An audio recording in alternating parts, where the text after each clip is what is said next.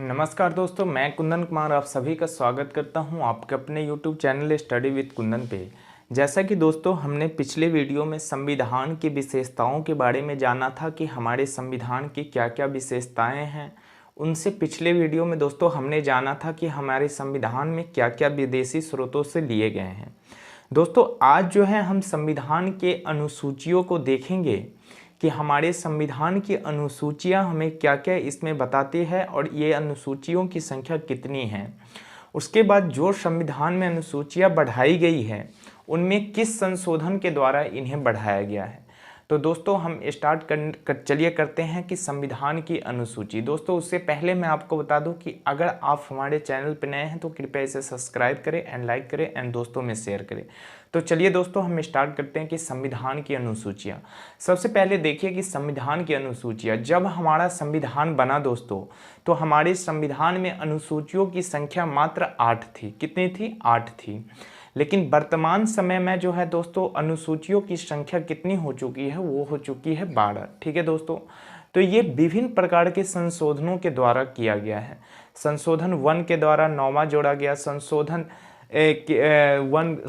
52वां के द्वारा 10वां जोड़ा गया, 73वां के द्वारा 11वां और 74वां के द्वारा 12वां जोड़ा गया। तो दोस्तों आज हम उन सभी चीज़ों को कवर करेंगे और दोस्तों यहाँ से एग्जाम में एक ऑब्जेक्टिव जरूर बनते हैं, तो दोस्तों इसे आप ध्यान से देखिएगा। तो दोस्तों चलिए हम स्टार्ट करते हैं। जैसा कि मैंने यहाँ लिखा अनुसूचियों का क्रम 1 2 3 करके, और यहाँ अनुसूची में कही गई बातें कि उस अनुसूची में क्या क्या कही गई बातें हैं।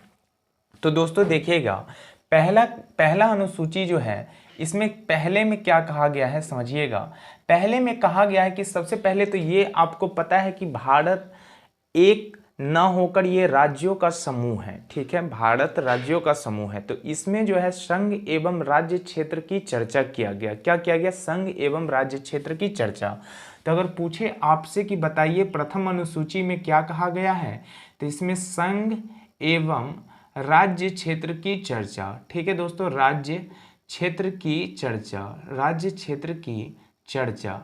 ठीक है दोस्तों, तो पहला हो गया कि हमारा अनुसूची 1 में क्या कहा गया है दोस्तों। अनुसूची 1 में क्या कहा गया है कि ये संघ एवं राज्य क्षेत्र की चर्चा। अब दोस्तों देखिएगा अनुसूची 2 में, अनुसूची 2 में क्या कहा गया है। अनुसूची 2 में क्या कहा गया है, अब इसे देखिएगा दोस्तों। अनुसूची 2 में क्या कहा गया है कि इसमें जितने भी हमारे पदाधिकारी होते हैं, सरकारी पदाधिकारी हो, वो सभी, चाहे वो सेंट्रल गवर्नमेंट को हो या सरकार के हो, उन सभी के शपथ ग्रहण के बारे में, उन सभी के वेतन एवं भत्ता के बारे में चर्चा किया गया है कि किन पदाधिकारियों को कितना वेतन दिया जाएगा। ठीक है दोस्तों, तो उनके वेतन के बारे में जो चर्चा किया गया है वो भाग अनुसूची 2 में की गई है। कितने में की गई? अनुसूची 2 में। तो दोस्तों इसमें किया गया है वेतन एवं भत्ता की चर्चा, वेतन एवं भत्ता की चर्चा। ठीक है दोस्तों, भत्ता की चर्चा। तो दोस्तों अगर आपसे पूछ दे कि बताइए अनुसूची 2 में क्या कहा गया है, तो इसमें विभिन्न पदाधिकारियों के वेतन एवं भत्ता की चर्चा किया गया है कि किन अधिकारियों को कितना वेतन दिया जाना चाहिए।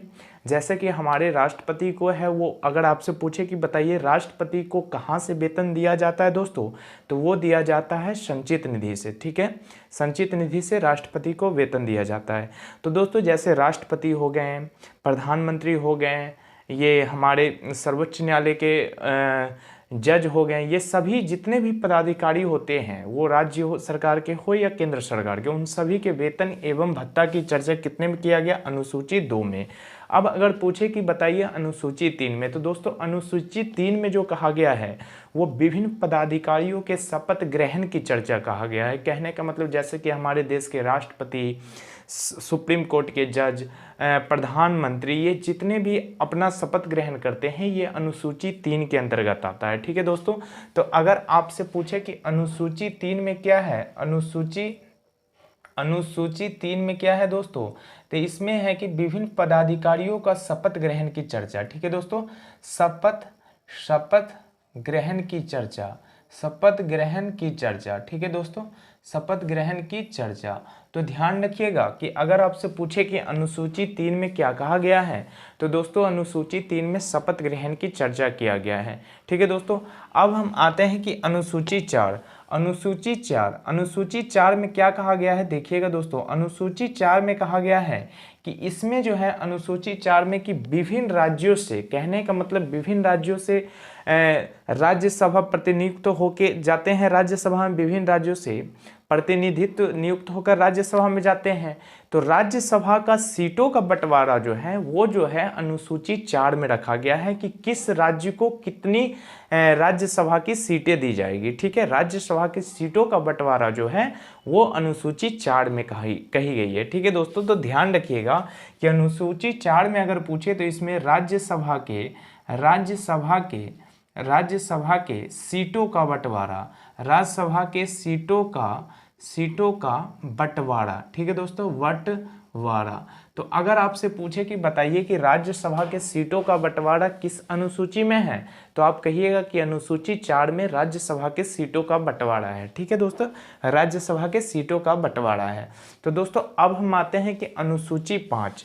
अनुसूची 5 में क्या कहता है, देखिएगा दोस्तों, अनुसूची 5 में जो है इसमें कही गई बातें जो हैं, देखिएगा अनुसूची 5 में कहा गया है कि इसमें जितने भी तरह के SC ST कैटेगरी के आते हैं, पूरे भारत के SC ST अनुसूचित जनजाति, इन सभी की चर्चा किया गया है। कौन से अनुसूची में, अनुसूची 5 में। और अनुसूची 6 में जो है दोस्तों, अनुसूची 6 में पूर्वोत्तर भारत के 4 राज्य, कहने का मतलब भारत के पूर्वोत्तर साइड जो असम, मेघालय, त्रिपुरा, मिजोरम, 4 राज्य जो हैं, असम, मेघालय, त्रिपुरा, मिजोरम, इन चारों राज्यों के SC ST जो है अनुसूचित जनजाति हैं, उनके लिए प्रीफरेंस की बातें की गई है। किस अनुसूची में, अनुसूची 6 में। और अनुसूची 5 में जो है पूरे भारत के SC ST यानी कि SC ST जो जाति है उनके बारे में, अनुसूचित जनजाति के बारे में जो चर्चा किया गया है वो अनुसूची 5 में की गई है। और पूर्वोत्तर भारत के 4 राज्य जो असम, मेघालय, त्रिपुरा, मिजोरम हैं, इनके अनुसूचित जनजाति की चर्चा एक विशेष उपवर्ग की तरह अनुसूची 6 में की गई है। ठीक है दोस्तों, तो अनुसूची 5 में जो हो गई, तो इसमें अनुसूचित जनजाति,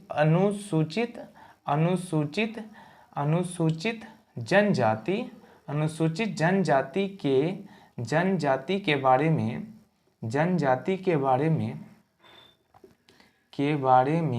चर्चा। ठीक है दोस्तों, चर्चा अनुसूचित जनजाति के बारे में दोस्तों इसमें चर्चा किया गया है। कौन से अनुसूची में, अनुसूची 5 में। अब आते हैं दोस्तों अनुसूची 6 में। अनुसूची 6 में क्या कहता है, देखिएगा, मैंने आपको बताया कि अनुसूची 6 में कहता है कि पूर्वोत्तर भारत के 4 राज्य, कौन से दोस्तों, पूर्वोत्तर भारत के 4 राज्य, पूर्वोत्तर भारत के 4 राज्य कौन कौन से हैं दोस्तों, देखिएगा, पहला तो हो गया असम, ठीक है, दूसरा है हमारा मेघालय, असम, मेघालय, उसके बाद तीसरा है हमारा त्रिपुरा, असम, मेघालय, त्रिपुरा, और चौथा है हमारा मिजोरम। ठीक है दोस्तों, कौन सा है, मिजोरम। तो देखिएगा असम, मेघालय, त्रिपुरा, मिजोरम, इन राज्यों के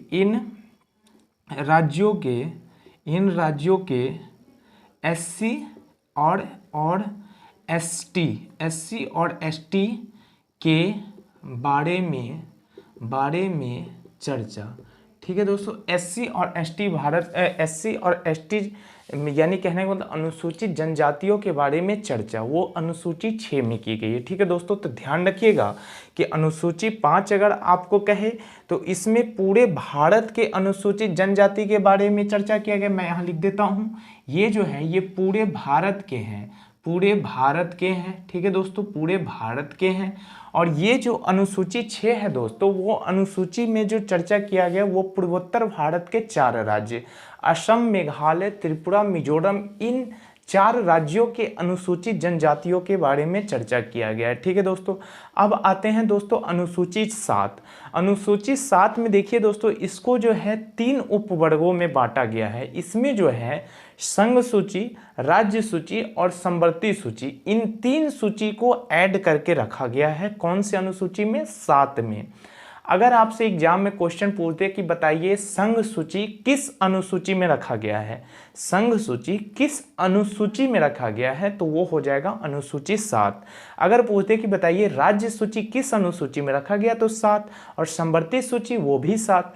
तो अब समझिए संघ सूची क्या होता है। संघ सूची का मतलब ये हुआ, संघ सूची का मतलब ये हुआ, संघ सूची का मतलब ये हुआ कि इसमें केवल केंद्र सरकार, इस पे केंद्र सरकार केवल इस पे कानून बना सकती है। कहने का मतलब इसमें जो है राज्य सरकार अपना कोई दखल अंदाजी नहीं दे सकती संघ सूची के कानून बनाने पे, ठीक है। और राज्य सूची का क्या होता है दोस्तों कि राज्य सूची के कानून बनाने पे सिर्फ राज्य इसका निर्णय ले सकती है कि हमें अपने राज्य में किस तरह की कानून बनानी चाहिए, ठीक है दोस्तों। और संवर्ती सूची का तात्पर्य ये हो गया कि संवर्ती सूची में ये होता है कि केंद्र और राज्य दोनों मिलके इस पे कानून बनाते हैं। केंद्र और राज्य दोनों मिलके जिस पे कानून बनाते हैं वो हो गया समवर्ती। और संघ सूची हो गया केंद्र सरकार उस पे सिर्फ कानून बनाएगी, राज्य सूची हो गया उस पे सिर्फ और सिर्फ राज्य सरकार कानून बनाएगी। तो दोस्तों नाम से ही स्पष्ट है कि संघ केंद्र सरकार, राज्य सरकार, और समवर्ती मतलब दोनों सम इक्वली दोनों उसमें अपना कानून बनाएंगे, ठीक है दोस्तों। और आपको याद रखना है कि राज्य सूची में जो है इनमें 5 जो विषय थे उनको घटा के समवर्ती सूची पे डाल दिया गया है। अब हम जानते हैं ये तो संघ सूची हो गई, उसके बाद ये हो गई राज्य सूची, ठीक है दोस्तों। अब आती है यहाँ समवर्ती सूची, ठीक है दोस्तों। देखिएगा समवर्ती सूची, अब देखिए राज्य सूची में तो राज्य सरकार कानून बनाएगी, ठीक है, राज्य सरकार, और इसमें जो है दोनों कहने का मतलब केंद्र और राज्य सरकार दोनों मिलके इस पे कानून बनाएगी, ठीक है दोस्तों। अब आते हैं दोस्तों, देखिए संघ सूची में जो थी पहले विषयों की संख्या कितनी थी 97, अब विषय की संख्या जो है इसमें 4 बढ़ के 101 हो गई। तो इसमें अगर वर्तमान में विषय आपसे पूछ दे तो वो कितने हैं दोस्तों 101 हैं। और इसमें पहले विषय कितने थे, पहले थे इसमें 97।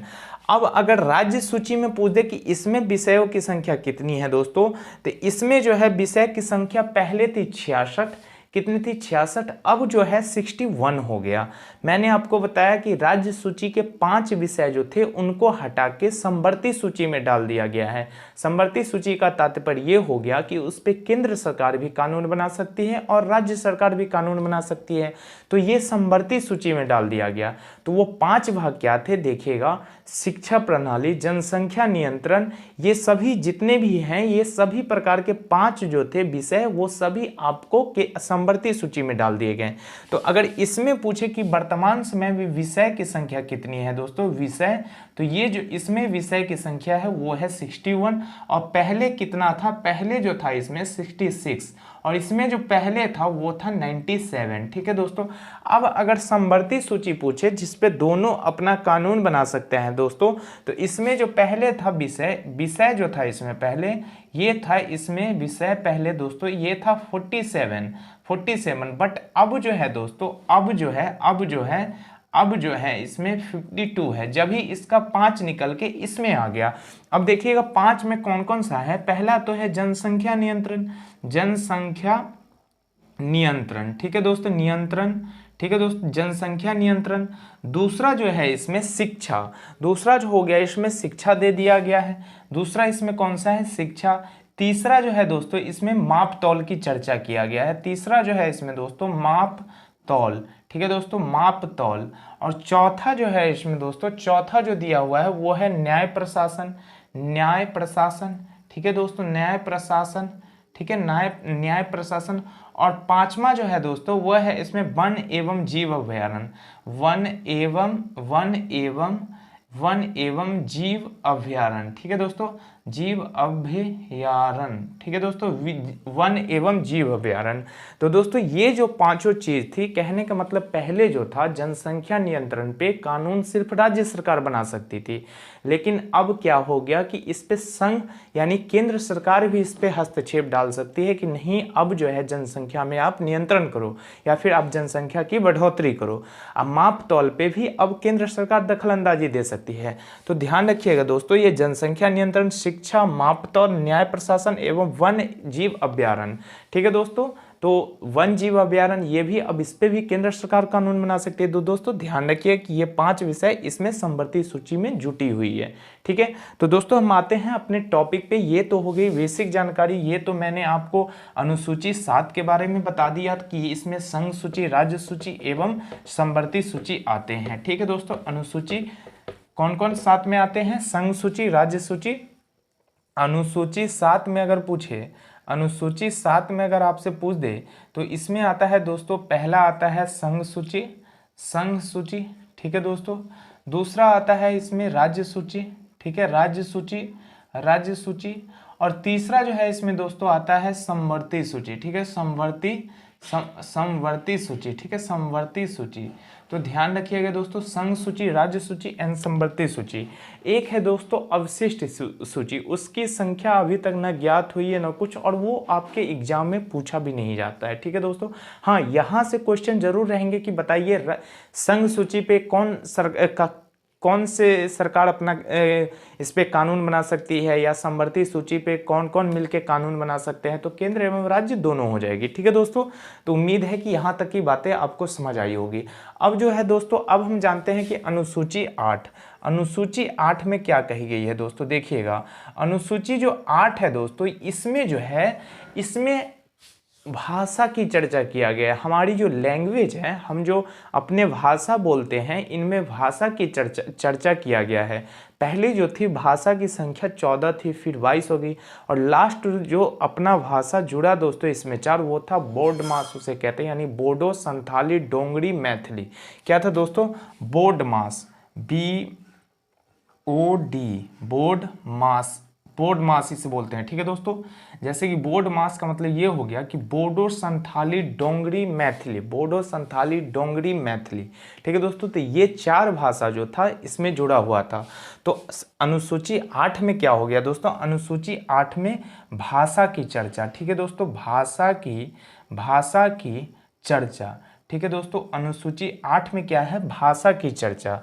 अब देखिएगा अनुसूची 9, अनुसूची 9 में जो क्या है दोस्तों, ये समझिए। अनुसूची 9, ये अनुसूची हमारे संविधान में नहीं था। इससे पहले संविधानिक संशोधन 1952 में, कब?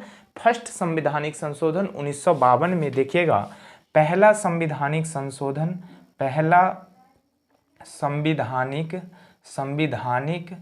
संशोधन, ठीक है, संशोधन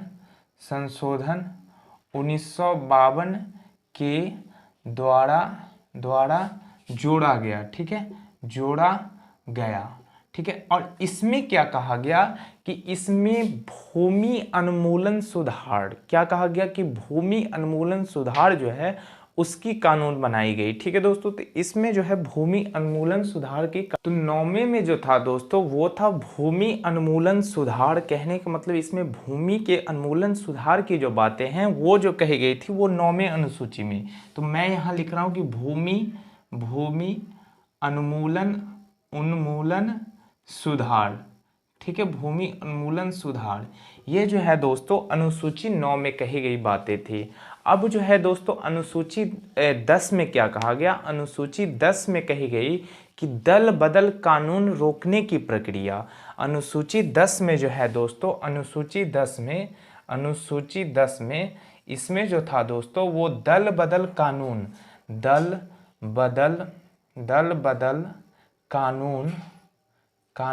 रोकने की प्रक्रिया,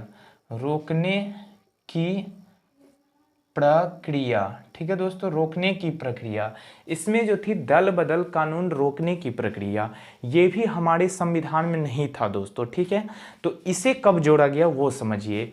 इसे जो है 52वें संविधानिक संशोधन, कितना 52, 52वें संविधानिक संशोधन 1985 के द्वारा जोड़ा गया।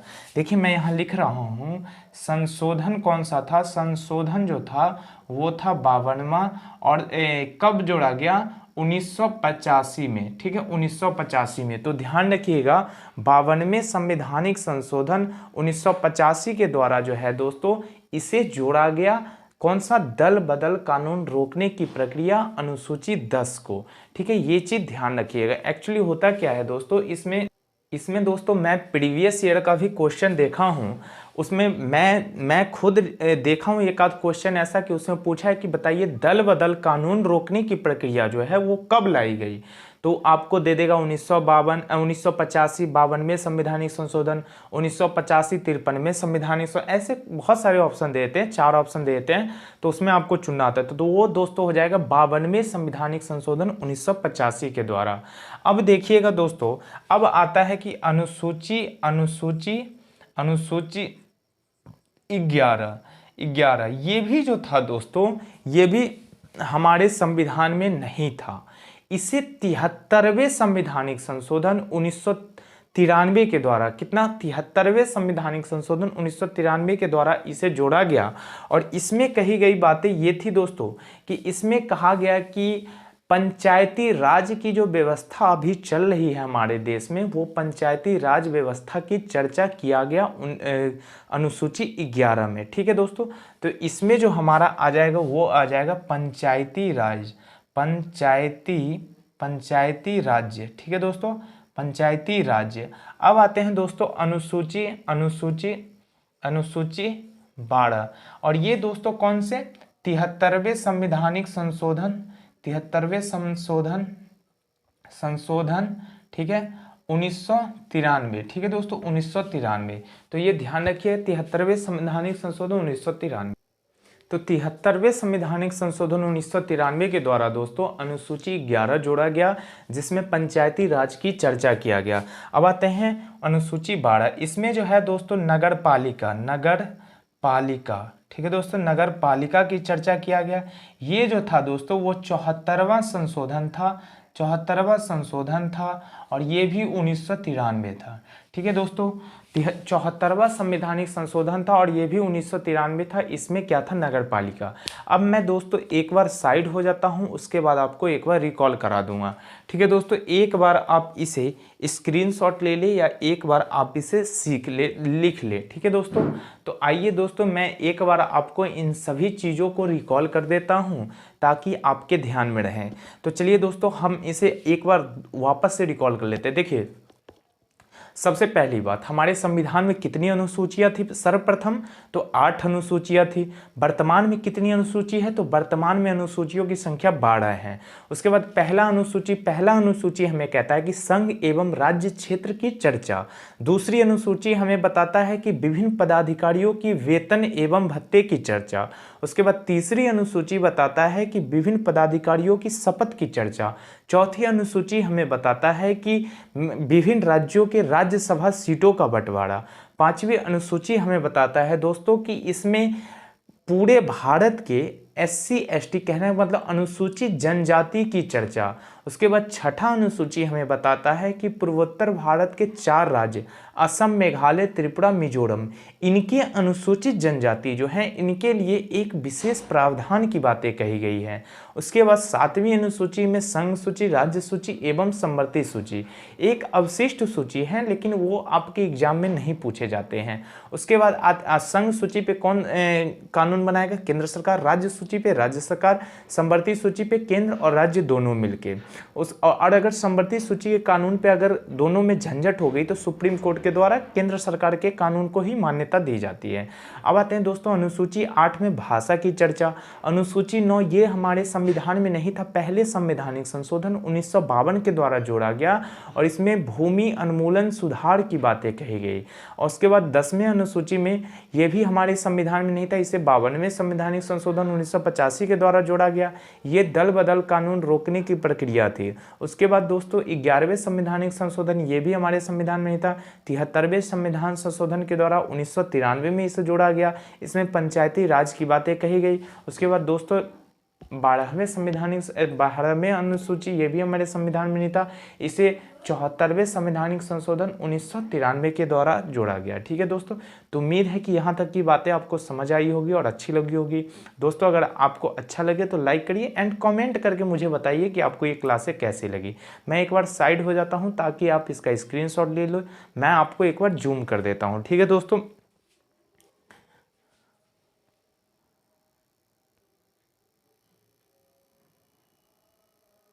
दोस्तों, मैं इसे जूम करते जा रहा हूँ। कृपया आप इसे एक बार स्क्रीनशॉट लेते जाएं कि किस अनुसूची में कौन कौन सी बातें कही गई हैं, क्या क्या समझाई गई हैं। दोस्तों उम्मीद है कि ये चीज़ें आपको अच्छी लगी होंगी। ठीक है, दोस्तों, तो हम मिलते हैं अगले क्लास में। ठीक है।